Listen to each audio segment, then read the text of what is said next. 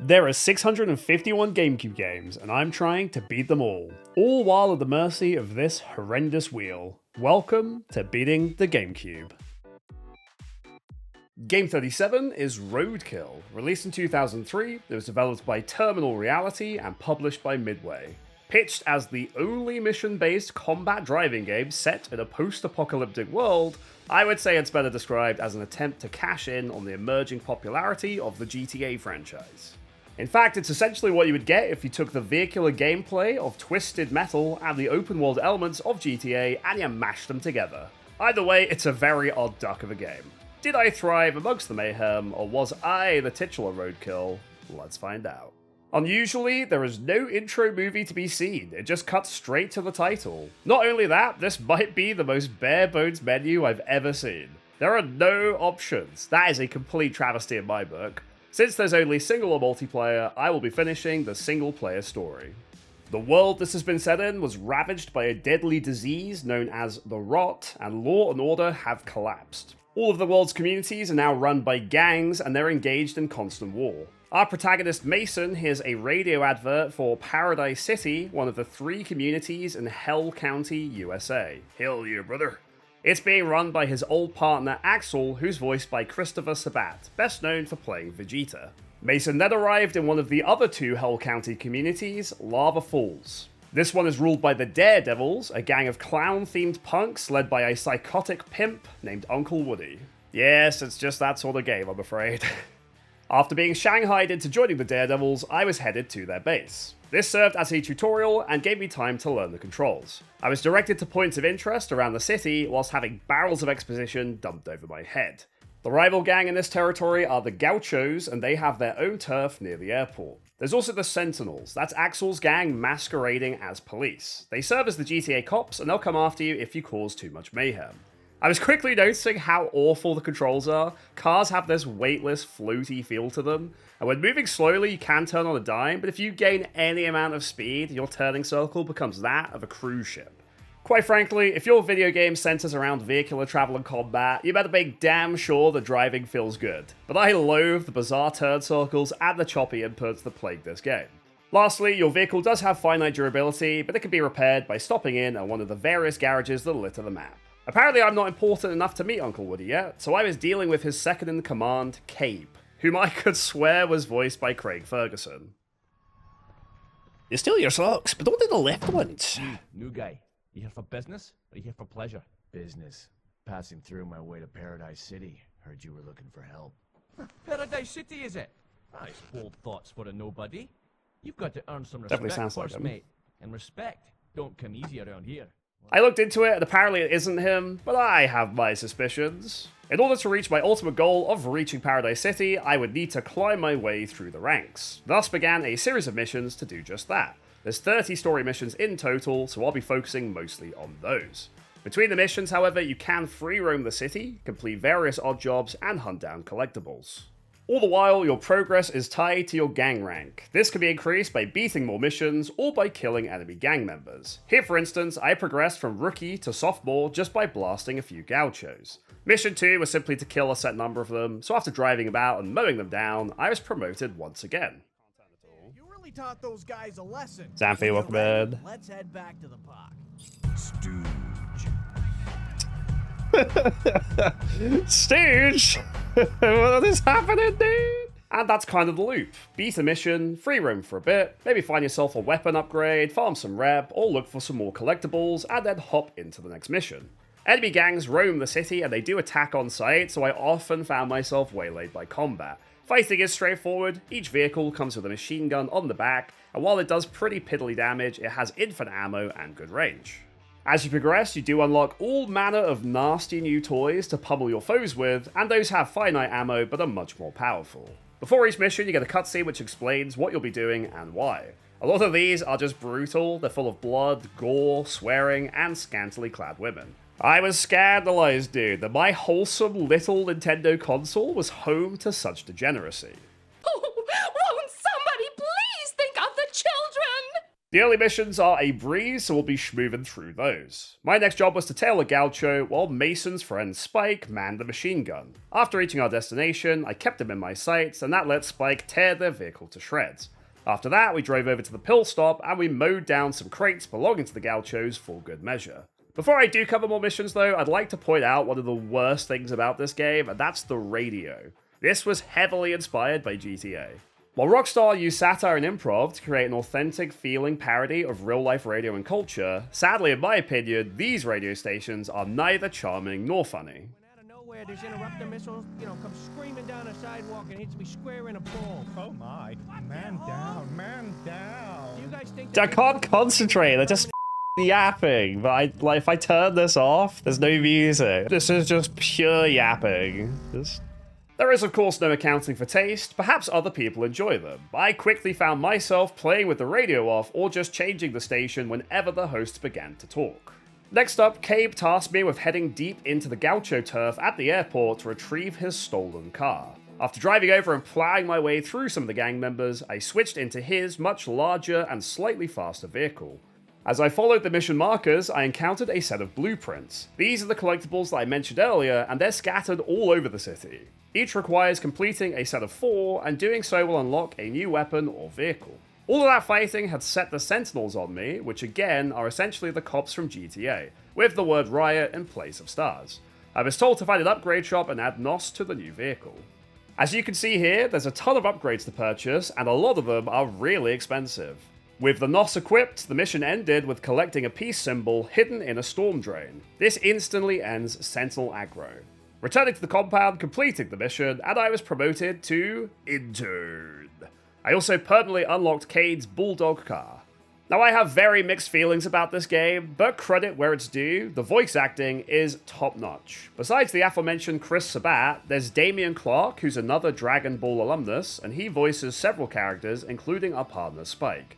Then there's Laura Bailey. She plays many side characters, and unlike in Blood Raid, she actually does some good delivery. So between that and the sheer absurdity of the world this is set in, there was still enough for me to be entertained by, in spite of my many complaints. This was our quickest mission yet. After Spike took me on a leisurely drive around town, we arrived at a gaucho-owned club, and I just blew up a few of their beer trucks. With 5 missions beaten, I could finally meet Uncle Woody. On my way to meet him though, I encountered a couple of side activities. There was package delivery, and it's exactly what it sounds like. You temporarily play Crazy Taxi, and you attempt to reach markers before the time expires. Then I stumbled into a race. These pit you against 3 other cars in a bid to pass through all the checkpoints the fastest. The other cars move on rails, and they ignore all traffic and other obstacles. So with my gross turn circle and slow-ass vehicle, they smoked me. I roamed the map a bit more too, just to see if I could find any weapon upgrades or blueprints along my way. I won't intimately cover my explorations, you could just assume that between the missions, I was moving about and earning some salvage or gang rank. At long last, we finally met Uncle Woody. Much like his lackeys, he has the Quincy Ocha hair from Ace Ventura. He treated me with suspicion as the Sentinels have been gaining ground and confiscated some of his cargo. After showing me what would happen if I cross him, he sent me to retrieve it. During this mission, the body of the Sentinel from the cutscene was tied to our grill, so it was pretty amusing watching him flail about like a wacky waving inflatable tube man. Once I reached the location, I had to retrieve the stolen cargo by knocking it out of a truck. There's several of these cargo collecting missions, and I hate them. Just like that race from earlier, the comm vehicles move on rails, so I was barely able to keep pace. They also just take ages. This was 4 straight minutes of driving along and picking up boxes. Great!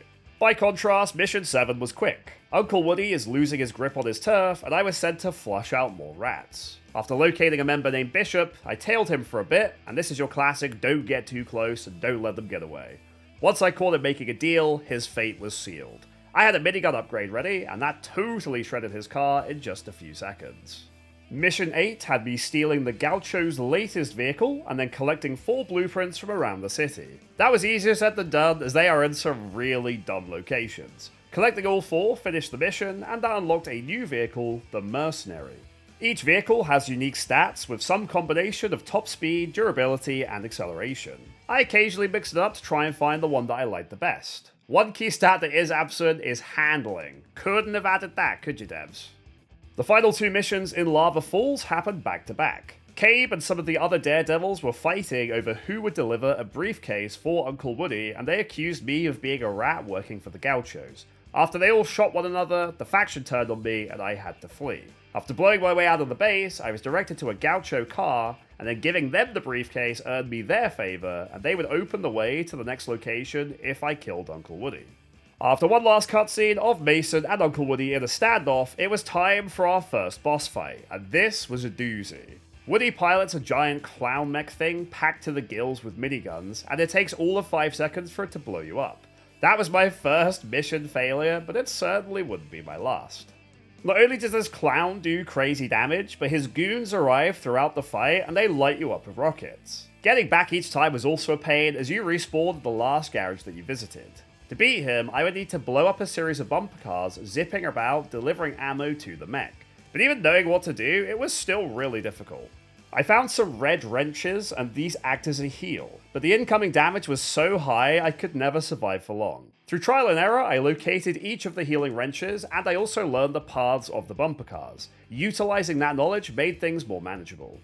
It's still a long fight though, as the bumper cars are numerous, they move quickly, and they're small targets. I was super close to being blown up, but I managed to save myself with a cheeky repair, and then once the bumper cars were destroyed, the mech ran out of ammo and Spike took over driving. I manned the turret, and between shooting exploding RC cars that were chasing us, I was shooting targets on the mech until it was destroyed. After 20 long, arduous minutes, I was very pleased to lock this down. No! No! Okay. Please! Please! Oh, thank God. That should be it, right? Oh! Photo finish! No health! Okay. Thank God. Ah, feels good, dude. After one final sweep of lava falls to collect some blueprints and grab some ammo, it was on to Blister Canyon. There was a quick cutscene that showed that Mason and Axel started the Sentinels together, and that begs the question, why are we not together now? But no time to answer that, Blister Canyon awaits. The new wacky faction I had to work for were the Section 8s, an extremely flamboyant ex-military group led by General Warwick and his right-hand man Gunny. This time, the enemy faction are the Talons. Just like before, it's 5 missions with Gunny, and then I could meet the General himself. The first mission was a slight spin on the tailing one from earlier, but this time I was escorting an allied vehicle. Like the others, it drove on rails and turned on 90-degree angles, so keeping up with it was not easy. But really, all I was doing was blowing up a bunch of Talon. Bish bash bosh. When I was told the mission 2 would involve sniping, I got briefly excited that there might not be cars involved, but of course there were. This one was really tough. It consisted of tailing various groups of Talon for a tedious amount of time and then sniping them and their reinforcements. The problem was, they have rocket launchers. Dying will send you back to your last garage, and that fails the mission, so you could be 5 minutes in and you'll lose all of your progress. Each time I failed, I had to drive all the way back to the start point, then follow the car for another 3 minutes. Also, another mode I have about driving is there is no compass, so even telling which direction you're heading in sucks. That is a crazy oversight, and in my book that is unforgivable. And just when I thought things couldn't get any worse. Is this better or worse than Starsky and Hutch? So far I'd say it's about the same. Different kind of bad.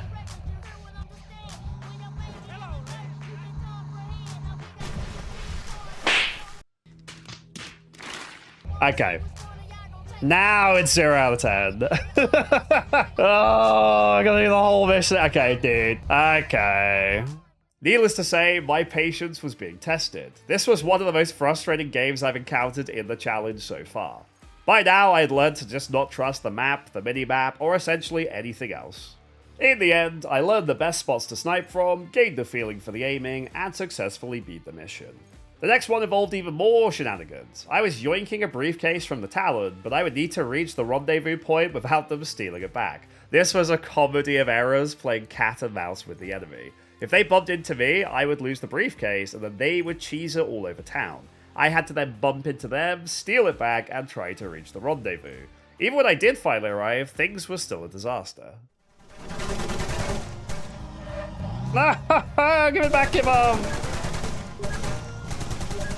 Dude, let me out, you bums! for God's sake! Stupid game. I can't even tell when I have the briefcase and when I don't, because they're just constantly ramming into me. Oh, this is actual hell right now, man. Oh my God. This game is driving me mad. Oh, my heart can't take this, dude. I was praying that Mission 4 would be easier just to break up the pace, but no, this is a really tough game. This one is pretty cool at least. It's all-out war with the Talon, and I had to defend the flank all on my own. It's a really short mission, but the incoming damage was just like nothing I'd seen before. The enemy came from all directions, and no matter how quickly I aimed, I just kept getting overwhelmed. I thought it prudent to invest in the Armor 1 upgrade, only to discover that Blister Peak only sells level 2. This game is full of so many baffling decisions. Any other dev team would just let you buy upgrade 1 and then upgrade 2, but here it's bound with the city. That meant if I wanted to buy Armor 1, I had to drive 10 minutes to get back to Lava Falls. There was no way I was doing that, so I just sent it again. Thankfully, my aim was true, and my previous attempts did teach me where the enemy spawned in, and that's another mission complete. But it was a trap. The General's son has been captured during the assault, and I was tasked with his rescue.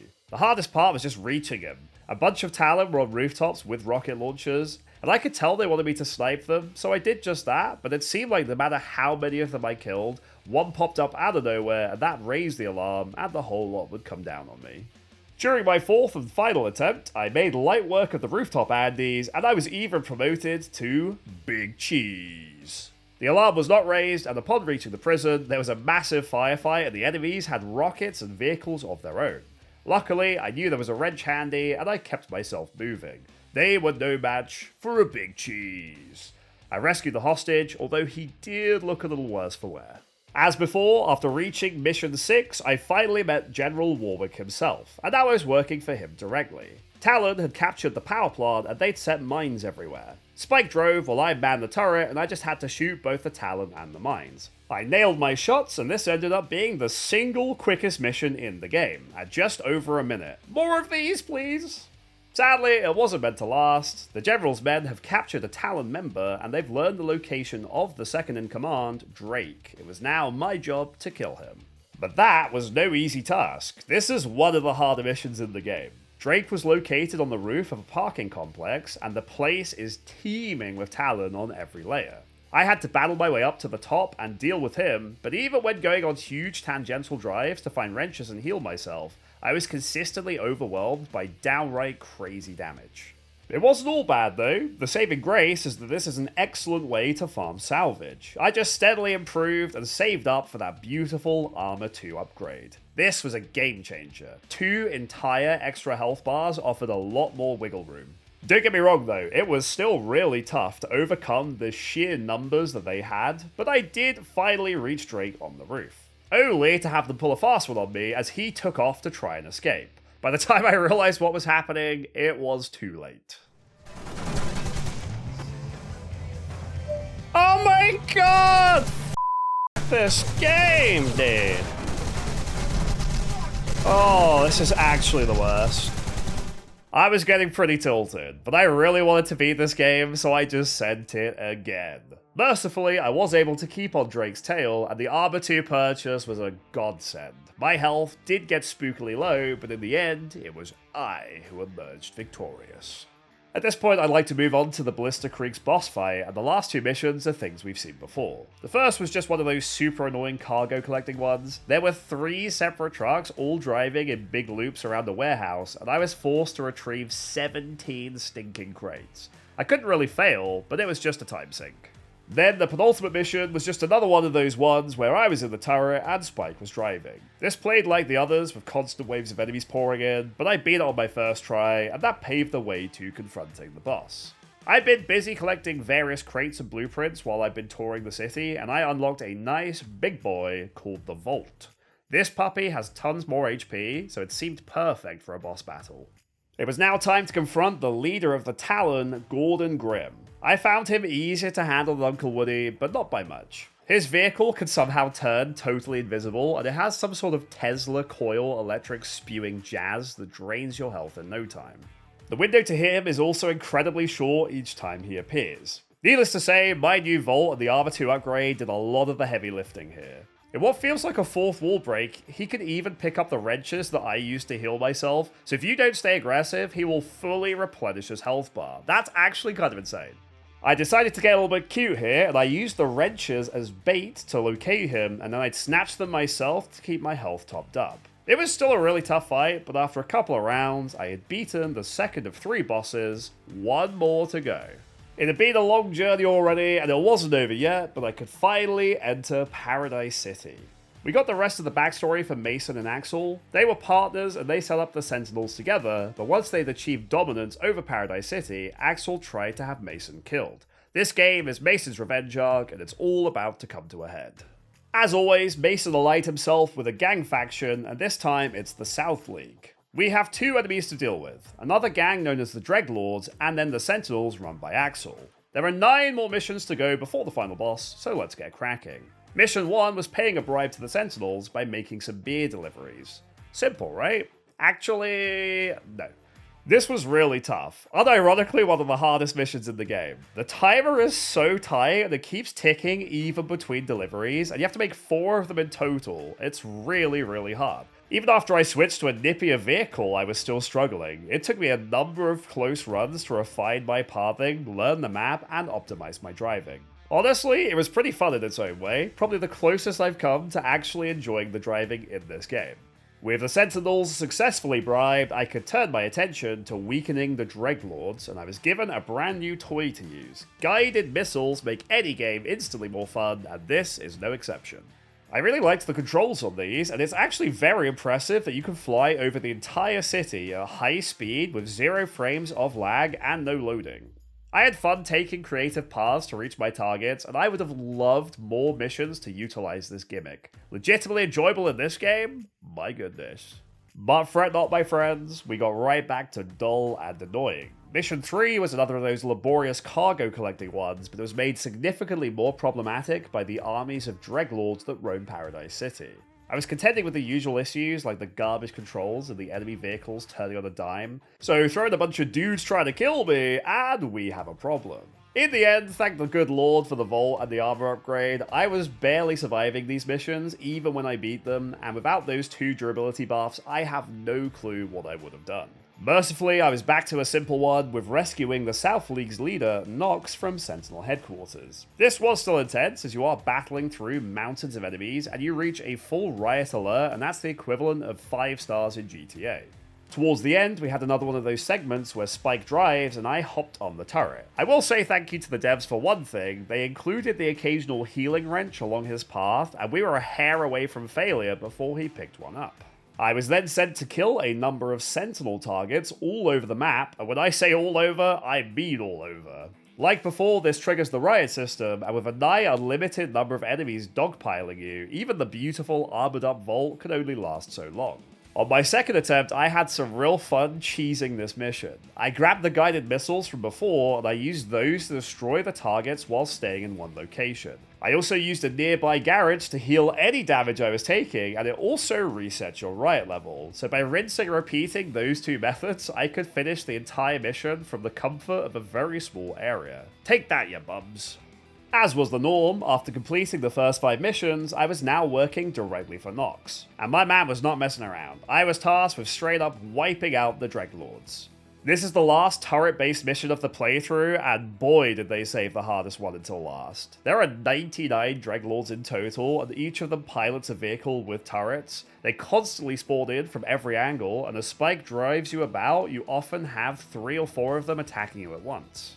Even with Spike picking up the occasional heal, the damage just kept piling up and I would soon find myself overwhelmed. The plus side is that these missions are on rails and the enemy spawn points are completely fixed, so through trial and error you can progressively learn the patterns to give yourself an advantage. Like most missions by now, it took me a solid 20 minutes to beat this and a large number of failures.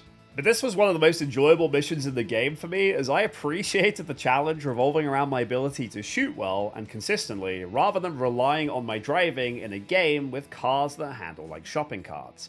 I said as much at the time, painfully unaware of what was to come.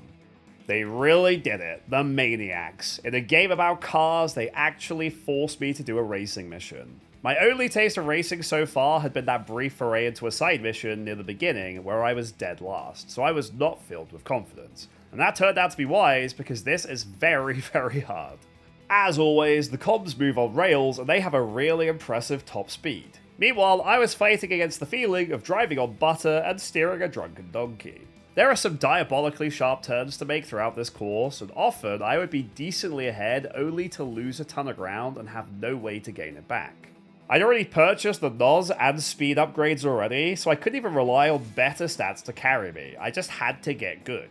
A number of times I was in the lead heading into the final couple of checkpoints, but I had victory snatched away from me at the last second. As always with this game, perseverance does eventually win out, and that earned me a mission completion, but man oh man, was it a large number of attempts. As seems to be the case in every section, the final 2 missions leading up to the boss felt pretty nippy. The first had me driving bombs into Sentinel strongholds as we're taking the fight to them. This handled almost identically to the beer run one that we began this city with, and the only difference being the timer does actually reset between each delivery. Then in the penultimate one, I was destroying the generators that power Axel's propaganda broadcasts. This was actually highly entertaining as I was given 5 explosive RC cars to blow up 3 targets. This sounds like friggin' Donald Duck. Hey, be careful. If I remember correctly, they blow up when they hit cars or just about anything else. The controls on this are something else. This is Donald Duck yelling.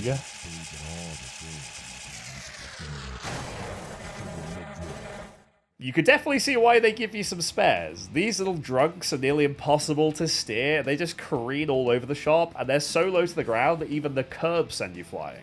I really enjoyed the gimmick missions like this and the guided missile one, so I think the bones are here for a much better game if only they'd focused more on those entertaining elements. Ah well, c'est la vie. With only 1 mission to go, both the Sentinels and Dreadlords are nigh eliminated, and that just leaves our old friend Axel. In a final cutscene, Mason took out the last few Sentinels in the capital, and one of them he just throws a friggin' gun into his skull, sure. And then, at long last, we met the man himself.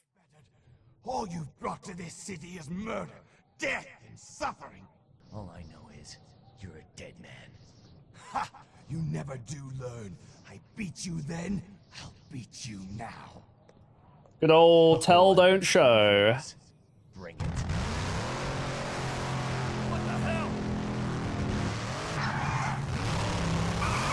What? Oh, that cool. Why did I have a giant car with a freaking combine harvester on the front?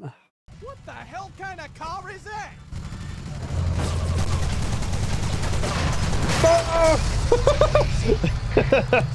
I thought I could trap him. I was like, just get him trapped on that wall there, and then he'll be free. In a very challenging game, stuffed to the gills with punishing missions and overpowered bosses, it's no surprise the final boss is insanely strong. Axel makes Woody and Grim look like toddlers. Not only will his pimped out monster truck one-shot you even if you brush against it, but if you move too far away, he'll summon a goddamn orbital missile strike that pretty much insta-kills you. So you can't let him get too close, and you can't be too far away, it has to be just right. His car is also just tanky as balls, and like other comp vehicles, it just moves so quickly and ignores most obstacles. All in all, it's a recipe for a crazy fight. I think this took me well over 30 attempts to beat, and every single time I started over, Spike said the same line again. What the hell kind of car is that? What the hell kind of car is that? What the hell kind of car is that? What the hell kind of car is that? What the hell kind of car is that? What the hell kind of car is that? That voice line is seared into my brain. It's on the same level as Too Slow, Potter. Quite frankly, by this point, I'd reached a level of tilt where I just tipped over into a Zen-like acceptance. We had a really fun time on the stream while I grinded this battle and tried different strategies to find one that worked. Perhaps this game is just a metaphor for life. We must all persevere in the face of overwhelming odds and giant monster trucks chasing after us. And persevere I did, because in the end, I nailed down the strategy, tried all of the angles, and I just needed that one good RNG sequence on Axel's movement to lock in the dub. What the hell kind of car is that? Alright, that's a really good start. You just stay on me, buddy. Come along. When are you going to learn? Never! Why is he alive? No! Okay. Why is he alive? It's time to finish this game. Yes! I couldn't agree more. Finish the game we did. The game closed with a radio broadcast from a different city begging for help, and then Axel receives one final humiliation. We peel out to some flagrant sequel bait. GG. Oh, and that, my friends, concludes Roadkill, a truly bizarre game that for me lacks the fun and charm that makes GTA so beloved. It took me 6 hours and 29 minutes to beat, and I could not be happier that it's done. At the time, I gave it an 8 for difficulty, but I've actually decided while writing the script to bump it to a 9. This was damn hard. Likewise, I gave enjoyment a 3 at the time, but I'm demoting it to a 2. It's odd enough to be memorable, and it's not painfully boring, but it is very, very frustrating. If you made it to the end, then please enjoy a sneak peek at what I'll be playing next time. This time, the horrendous wheel landed on Warrior Blade Rastan vs. Barbarian. This is a Japan-only GameCube version of Barbarian, a fighting game released for the PS2. It looked interesting as the gameplay is similar to Power Stone and the characters seem unique, but we'll have to see how that holds up next time. Don't forget to like and subscribe, and I'll see you for that one. Bye bye.